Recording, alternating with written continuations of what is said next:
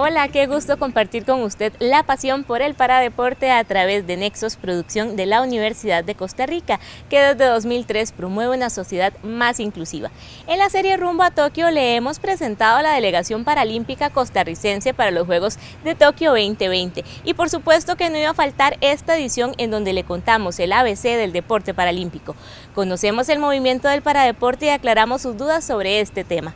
Costa Rica tuvo una representación histórica de 9 paraatletas que marcaron presencia en Japón, logrando no solo triplicar la cantidad de paradeportistas costarricenses de Río 2016, sino que metió por primera vez al país en el medallero paralímpico. Conozcamos cómo ha sido esta evolución nacional en Juegos Paralímpicos. La historia inicia en Barcelona 92, donde hay dos atletas que representan el paraatletismo. Después, en el 96 no se logró participación. En el 2000 se logró una participación en paraatletismo. En el 2004, en Atenas, se logró una en paranatación. En el 2008, en Beijing, se lograron 2 paraatletas en paratenis de mesa. Y ya en Río 2016 se logran 3, rompiendo un poco ese 1-2 que se traía, y se llevan 3 paradeportes, ¿verdad? Para ciclismo, para natación y para atletismo. Y en esa ocasión llevando a la primera mujer, que es Camila Haase, en unos Juegos Paralímpicos. Y ya lo que tenemos en Tokio 2020 rompe completamente la historia, ¿verdad? Que son 9 paraatletas en 7 deportes paralímpicos. Aunque teníamos una meta, que eran 7 atletas originalmente, el llegar a 9 pues ha sobrepasado nuestros mejores pronósticos. Es un éxito y es un trabajo. Hay que felicitar realmente a las atletas, a sus entrenadores, porque ellos han logrado pues colocar en posiciones importantes y eso nos ha dado ese respaldo. A diferencia, digamos, del deporte olímpico que tuvo eventos clasificatorios hasta el último momento, en el tema paralímpico no fue así. Muchas competencias regionales se cancelaron y tuvieron que ir directamente a competencias mundiales. Entonces, eso también ha sido una ventaja. ¿Por qué? Porque la cuota de representación continental se mantuvo. Entonces, las aplicaciones bipartitas fueron mucho en ese sentido, de completar las cuotas, ver los rankings regionales. Y el haber ya tenido antes de la pandemia a nuestros atletas intensamente participando en eventos nos ayudó. Para hablar del deporte paralímpico es indispensable hablar de él. Sir Ludwig Guttmann, médico que trabajaba en un hospital en Inglaterra, que vio en el deporte una oportunidad para mejorar la calidad de vida de sus pacientes con discapacidad y organizó una competición de tiro con arco como parte del programa de rehabilitación para veteranos de la Segunda Guerra Mundial con daños en la médula espinal. En 1952 esta competición se convirtió en competición internacional y desde los Juegos Olímpicos de Roma 1960 se han celebrado en el mismo país anfitrión de los Juegos Olímpicos. Desde los Juegos de 1988 en Seúl se celebra poco después de los Juegos Olímpicos, utilizando los mismos recintos e instalaciones. Por eso se llaman Juegos Paralímpicos, haciendo referencia a unos Juegos paralelos a los Juegos Olímpicos.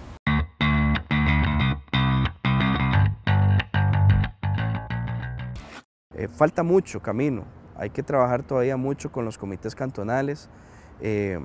Ya el tema de los Juegos Paranacionales que se vienen articulando con ICODER nos va a dar resultados obviamente en años, pero es parte de comprometer a las organizaciones que antes no lo hacían. ¿Por qué? Porque el deporte nace de ahí. Las personas pertenecen a una comunidad, a un cantón, y ahí es donde tenemos que empezar ese proceso de formación, ese semillero.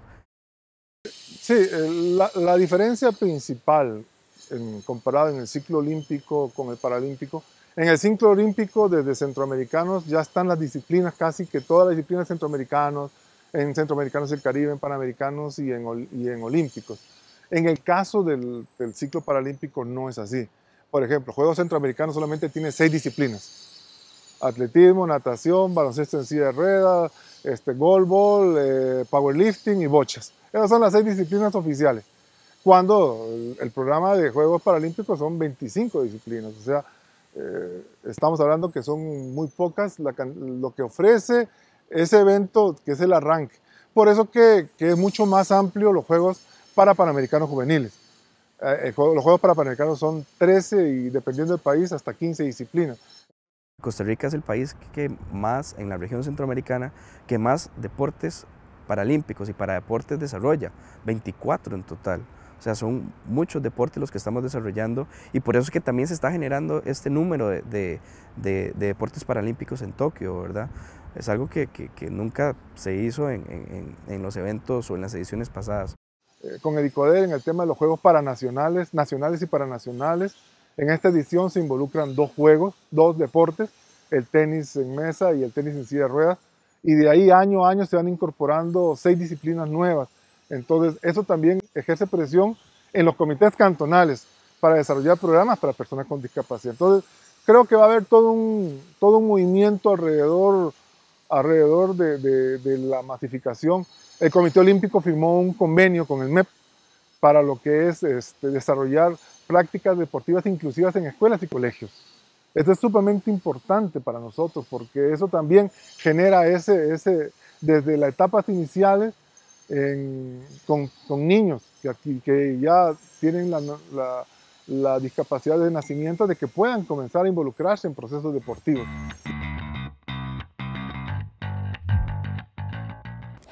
Para entender el deporte paralímpico tenemos que tener claro que estamos hablando de deporte competitivo y de alto rendimiento regido por el Comité Paralímpico Internacional.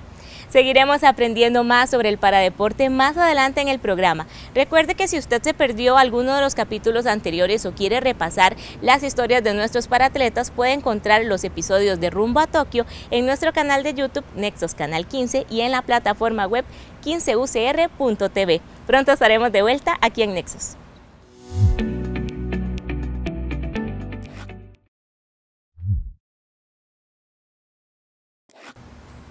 Estamos de regreso en Nexos, único programa de televisión en Costa Rica especializado en la inclusión de las personas con discapacidad y de las personas adultas mayores. En el episodio de hoy de la serie Rumbo a Tokio aprendemos el ABC del deporte paralímpico. No todo deporte adaptado o practicado por personas con discapacidad es deporte paralímpico. El deporte paralímpico es aquel reglamentado por federaciones internacionales y acogido por el Comité Paralímpico Internacional dentro del programa deportivo de los Juegos Paralímpicos. Una de las principales características del paradeporte es que cuenta con la clasificación deportiva, en donde se determina si la persona es apta para practicar una disciplina deportiva y, según su condición de discapacidad, en qué clase debe competir, para así procurar que haya competencia justa entre las y los paratletas. Bueno, hay que entender que cuando hablamos de deporte paralímpico son aquellos deportes que han tenido alguna modificación en su reglamentación, en su estructura, manteniendo siempre el mismo fin, ¿verdad? El mismo objetivo del deporte convencional. Esto lleva a que se hagan sistemas de clasificación funcional, visual e intelectual para determinar qué personas pueden obviamente llegar a incorporarse en qué deportes. Entonces tenemos que entender que no todo lo que es discapacidad va a entrar en el deporte paralímpico. Hay perfiles, hay criterios y hay un sistema funcional o un sistema de clasificación en cada paradeporte que es distinto uno del otro. Entonces, lo primero que debe existir es ese abordaje inicial, ¿verdad? Si la persona es elegible o no en ese paradeporte. Bueno, en baloncesto convencional tengo 11 años de ser árbitro de baloncesto convencional. Árbitro de los dos, ¿verdad? Pero me enamoré más del baloncesto en silla de ruedas que del convencional.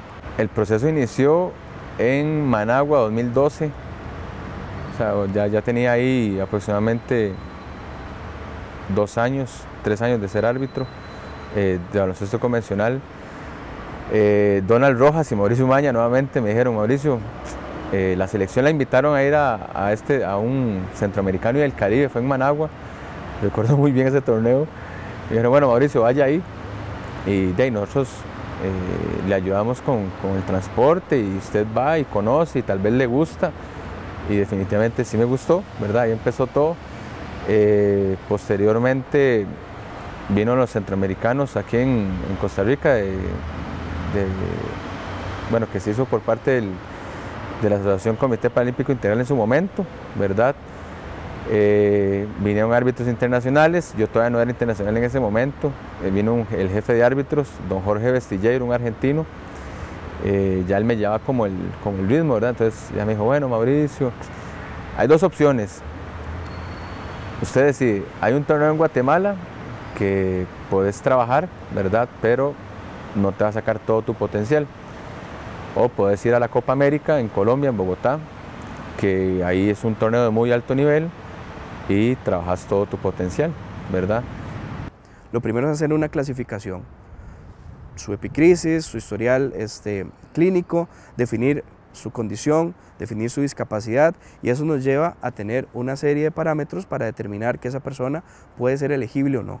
Y después de ahí hacer todo un proceso ya internacional, ¿verdad?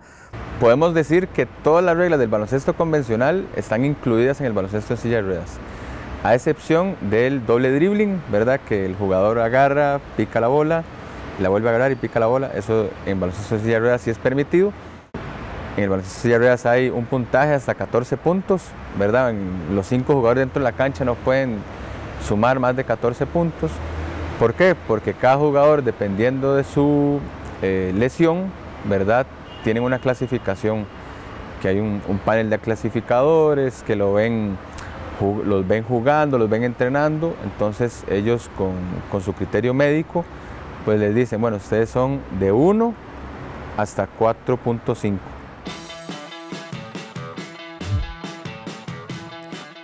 Durante la serie Rumbo a Tokio hemos conocido las historias de varios paratletas que alcanzaron su cupo a los Juegos Paralímpicos mediante invitación bipartita o white card, en otras ocasiones por cupos regionales o de género, y en otros casos por ranking o marca. A continuación conoceremos cuáles son los métodos por los cuales se puede alcanzar el ansiado espacio al mayor evento multideportivo del mundo, que para esta edición estuvo marcado por una serie de complicaciones adicionales ocasionadas por la pandemia del COVID-19.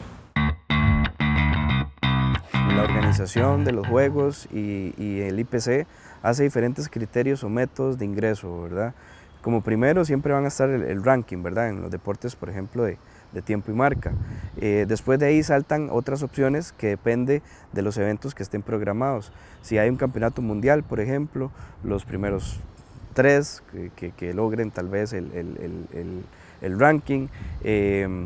Si hay un evento clasificatorio también, todo eso son como digamos parámetros que se determinan para poder ingresar. Ya después, en el caso de paratletismo, habilitaron un método que se llamaba High Performance.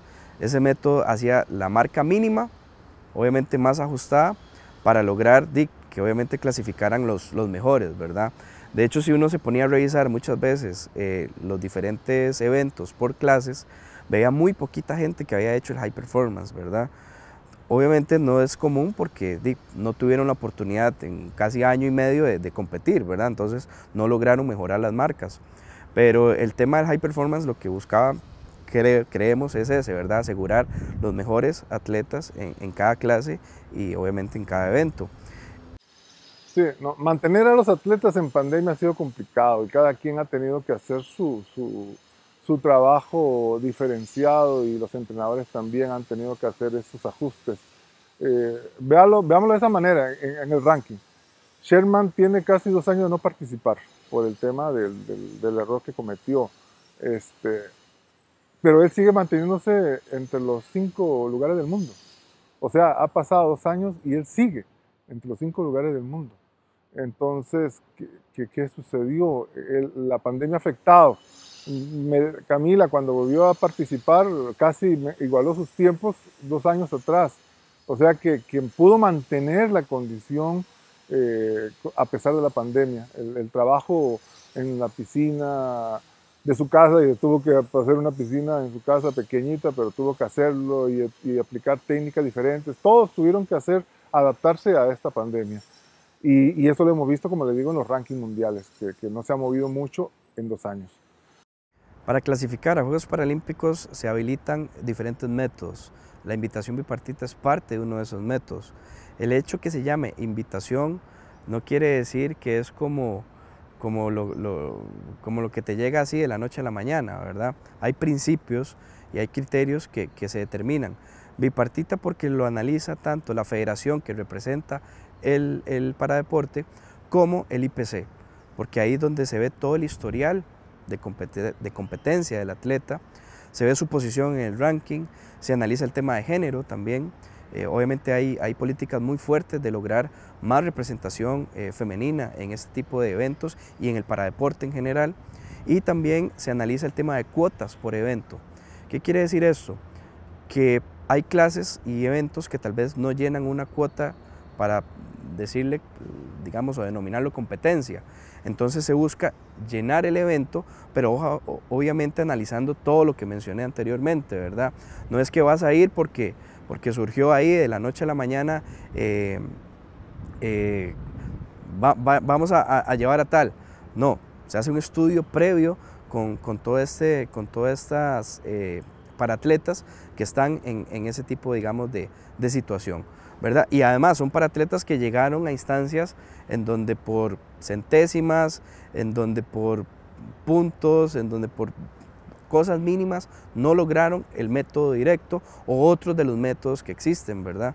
Pero sí, tenemos que entender que es un método más para poder llegar a Juegos Paralímpicos.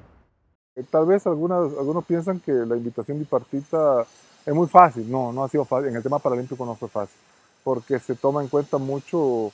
Vea a Ernesto Fonseca. Ernesto Fonseca está de 9º en el mundo y 11º, me parece, en el ranking. O sea, no es tampoco que se la dieron por estar en la posición 30, 40 o 50. O sea, tampoco ha sido así. En 2015, la representación de Costa Rica ante el Comité Paralímpico Internacional fue otorgada al Comité Olímpico Nacional, en tanto en el país se hacían las reformas necesarias para la conformación de un Comité Paralímpico Nacional, de acuerdo a los requisitos que esta entidad establece para optar por una membresía. La transformación principal que se requería era una reforma de la Ley del Deporte, la Ley 7800, para que se incluyera el paradeporte dentro de esta legislación. Después de años de proceso, en enero de 2021 se concreta el Comité Paralímpico Nacional y ahora el movimiento resurge en el país. Pero antes de eso ya habían organizaciones que estaban trabajando. En algún momento se quiso mejorar este tipo, digamos, de organización, creando federaciones, creando asociaciones, porque eso era lo que se necesitaba, ¿verdad? Darle una línea de trabajo, una línea de acción a los grupos, a los deportes, empezar a trabajar con las federaciones convencionales que desarrollan su deporte adaptado. Entonces ha sido un éxito de los atletas, de sus entrenadores, de las federaciones, de sus federaciones a las cuales pertenecen, de la Federación para Deportes, que invirtió mucho al comienzo del proceso, del Comité Olímpico por también ayudar en todo ese proceso. Ya cuando el atleta lo identificaron, después hasta Lima, de ahí los desarrollamos. Y del ICODER, pues también, que prestó todo ese apoyo a las organizaciones con financiamiento. O sea, creo que ha sido un trabajo de todos, para lograr esa meta de la delegación histórica de 9 paratletas en Tokio 2020. Hay muchos retos. El tema de presupuesto, a pesar de que la ley tiene un recurso específico, se nos va a quedar corto para lo que tenemos y para lo que queremos llegar a hacer.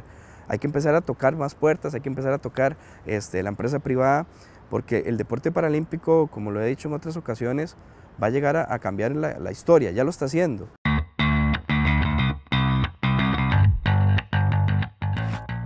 Sin duda que es importantísimo para la inclusión de las personas con discapacidad en el deporte conseguir ese trabajo articulado de las diferentes organizaciones e instituciones del país para poder dar abasto con los recursos que se requieren para hacerle frente a la creciente demanda del paradeporte en el país. Ahora vamos a una pequeña pausa y pronto estaremos de vuelta.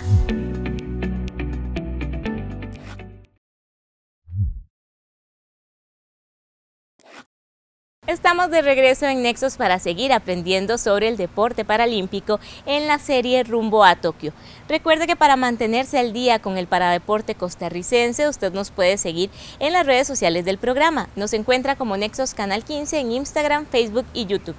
Existen deportes paralímpicos que responden a una adaptación de deportes olímpicos. Sin embargo, también existen disciplinas deportivas que nacieron pensadas para las personas en condición de discapacidad y no se practican en el ciclo olímpico, como el golbol o las bochas.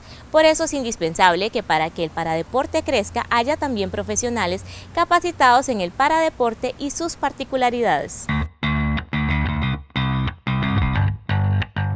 Entonces hay un trabajo fuerte también de la academia, universidades y también del Comité Paralímpico para hacer lo que se llama la Academia Paralímpica, para poder fortalecer el trabajo de profesionalización, porque ahí también está en el desarrollo de profesionales de educación física, movimiento humano, que sepan de los paradeportes, de deporte paralímpico, de deporte adaptado, y no verlo tal vez solamente en un semestre al año, sino que sea como parte integral. Que muchas veces se cree de que hacer un árbitro es fácil, ¿verdad? Y hacer un árbitro es un poco difícil, lleva sus años, lleva su preparación. Tal vez en baloncesto convencional formar un árbitro, por así decirlo, es un poco más fácil, ¿verdad? Igualmente es difícil, pero el baloncesto de silla de ruedas es más técnico, ¿verdad? Tenés que también tener un poco de empatía y ponerte al lado de ellos y decir, bueno, aplicamos las reglas, pero también tenemos que ser empáticos con los jugadores. Las reglas están muy claras y los perfiles están muy claros, y creo que eso es lo que hay que entender a nivel de organizaciones y de entidades que representan cada uno de estos deportes, ¿verdad? Porque también que una entidad diga, bueno, vamos a introducir un nuevo tipo de discapacidad en el deporte. Competitivamente nunca se va a lograr, ¿verdad? Porque no vas a llegar a Juegos Paralímpicos, pero recreativamente y como actividad física, claro que se puede hacer, ¿verdad? Pero es entender muy bien esos procesos, quiénes forman parte de esos procesos y cómo formar parte de esos procesos.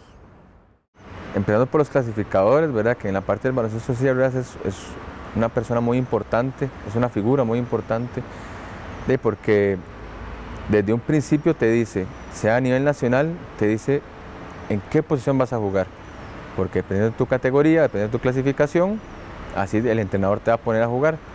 Entonces, ahí es el eje, ¿verdad? Ahí ya sabes cómo vas a empezar a jugar, qué tipo de lesión tenés, cómo te vas a desarrollar en la cancha, el trabajo técnico que vas a hacer dentro de la cancha, ¿verdad? Porque un 1 se dedica básicamente a hacer, como dicen, el trabajo sucio. Es el que frena a los rápidos para que el rápido del otro equipo se vaya. El 4.5 es el que está dándole con todo. El 3 se puede escabullir, ¿verdad? Son muchas cosas técnicas, ¿verdad? Pero en la parte de clasificación es el eje principal. Para que la inclusión en el deporte para las personas con discapacidad se traduzca en resultados competitivos en el alto rendimiento, es necesario que exista más accesibilidad en el resto de aspectos de la vida en sociedad. Sin una verdadera inclusión en la educación, el trabajo, el deporte y la recreación, y el transporte y, en fin, en participación social en igualdad de condiciones para quienes tienen discapacidad, el camino para las y los paratletas se convierte en una carrera de obstáculos. El trabajo con las organizaciones locales es crucial para avanzar en la masificación del paradeporte.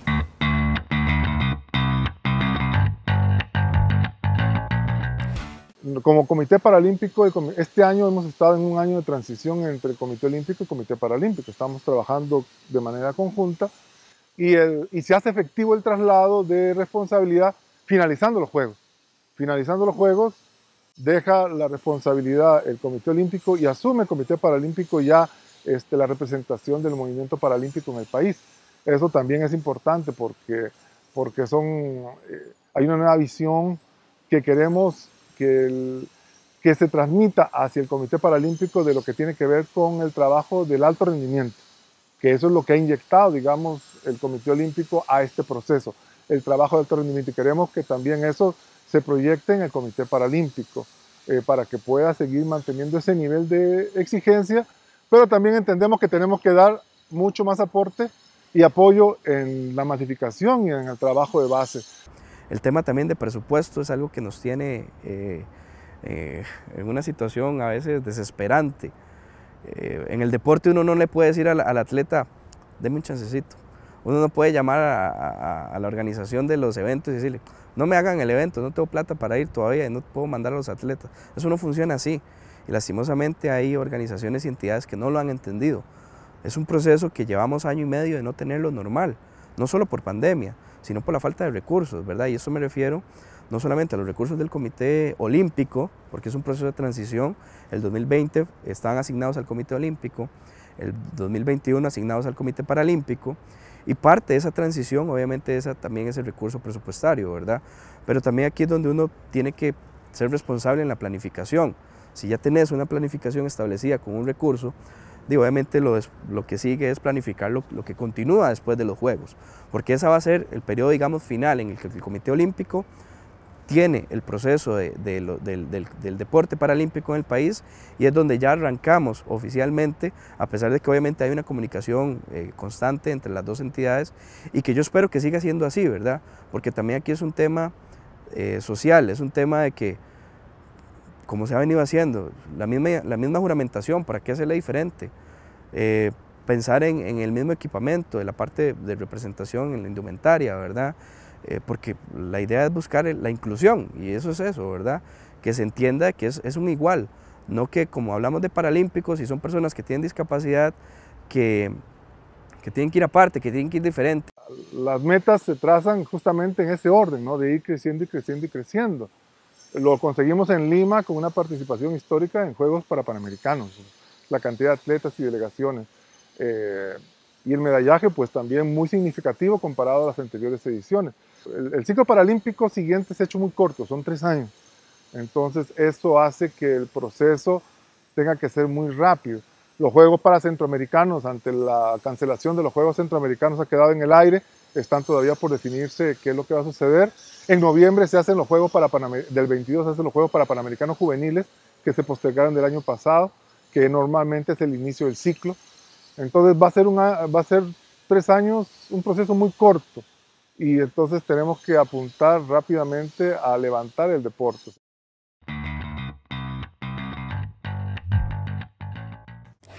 Otro de los retos del movimiento paralímpico en Costa Rica es lograr la clasificación de deportes en colectivo a los Juegos Paralímpicos, en los que solo ha tenido representación en deportes individuales. Rumbo a Tokio no finaliza aquí. En el próximo capítulo le presentamos un resumen de los momentos más importantes de Costa Rica durante los Juegos Paralímpicos de Tokio 2020. Así que esperamos que nos siga acompañando. Y por supuesto que también lo esperamos en internet para que forme parte de nuestra comunidad virtual. Nos encuentra como Nexos Canal 15 en YouTube, Facebook e Instagram. Le deseo una muy feliz semana. En Nexos de 15 UCR promovemos la inclusión, haciendo televisión con sentido.